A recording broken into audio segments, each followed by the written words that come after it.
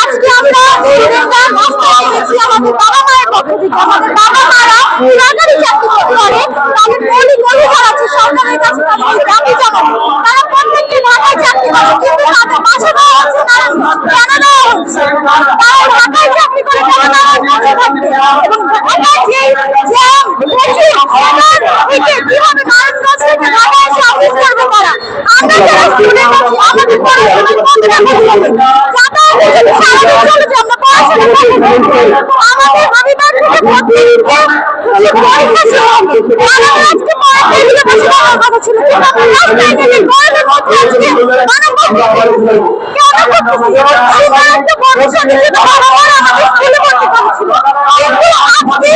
মৌলিক অধিকার থেকে আমরা বঞ্চিত হচ্ছি আর আমাদের বাবা মাকে হয়রানি হইতে হচ্ছে। আমার বাবা যখন বাসায় ফিরে এসে অঙ্কারের পরে বসে থাকে আমি তাকে জিজ্ঞেস করি বাবা তোমার কি হয়েছে সে তো অঙ্কারের না দেওয়াতে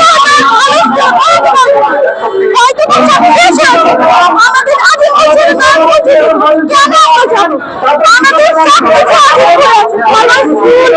আমার অফিস সবকিছু এখানে কেন আমরা জানো আমাদের অধিকার এখানে আমাদেরকে কবে দেওয়া হয়েছিল